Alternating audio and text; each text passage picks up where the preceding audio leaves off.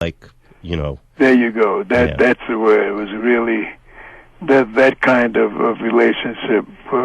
So when you say were we friends, yeah, we were friends on that kind of a level. That's as deep as it gets to me, to my mind. Yeah, no, that was cool, and you know, I always think about those guys, dream about those guys. I haven't dreamt about Train recently, but I probably will, maybe now that I'm talking about him. And I dream about Monk every now and then, Miles, you know, playing someplace and stuff, you know. Are they like concrete dreams, like seeing someone as you see them in real life, or is it more of like a musical presence, or I'm curious about that, how they manifest. Well, what do you mean concrete? What do you mean? Well, like, I think I know exactly what you mean. I mean, I have people that I've lost that come to me in a dream. Right. And it's like they're there in the room with me. But I don't know if that's what you're talking about. Or well, no, I don't mean exactly that. I mean, it's just we're experiencing, you know, like we're in different scenes, maybe we're someplace together or out playing someplace or going someplace. There's scenes like that, you know, that come back to during the dream state, you know, sort of bringing back different times that we were hanging out or together, really, you know. So in that sense.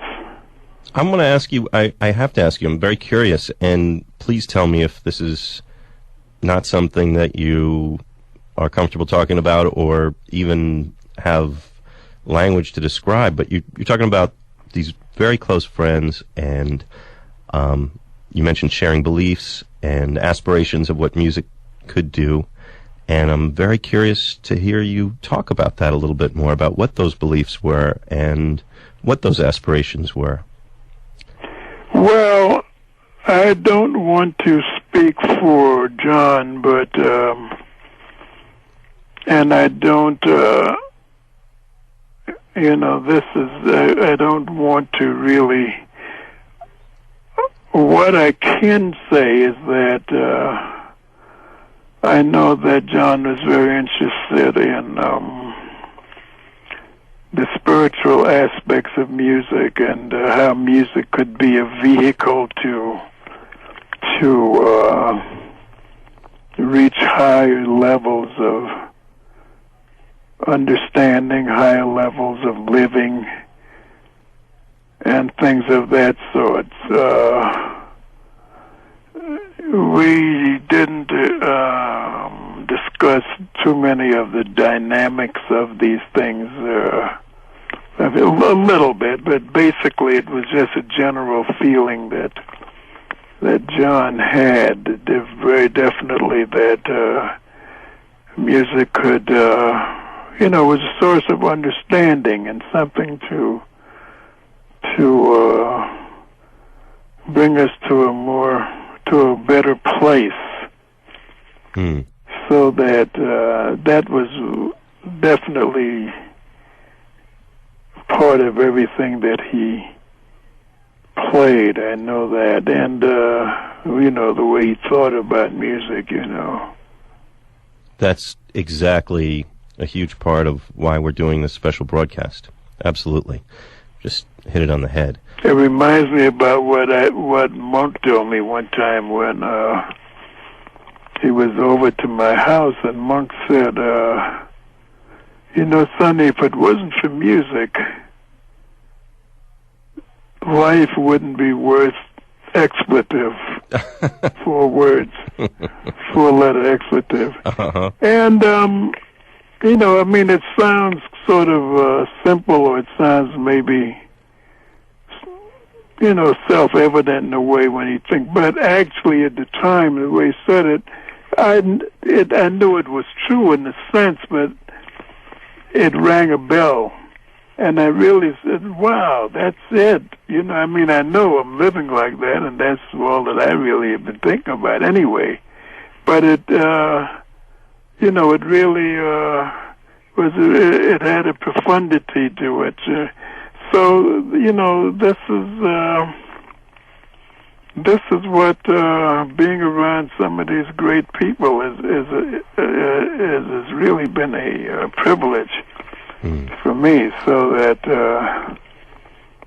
and I've always tried. I think I've got a little bit of that. I always tried. I've always loved music and just wanted to play when I was young, and always wanted to do, and always had that love for it, and agree with Mark that without that, you know, there's not much else really worthwhile. And with John, it was that he personified that. That's really what he was about, you know. Yeah. And his whole being was about that, and when he played, that's what he was thinking, you know, all the time. So it was great experience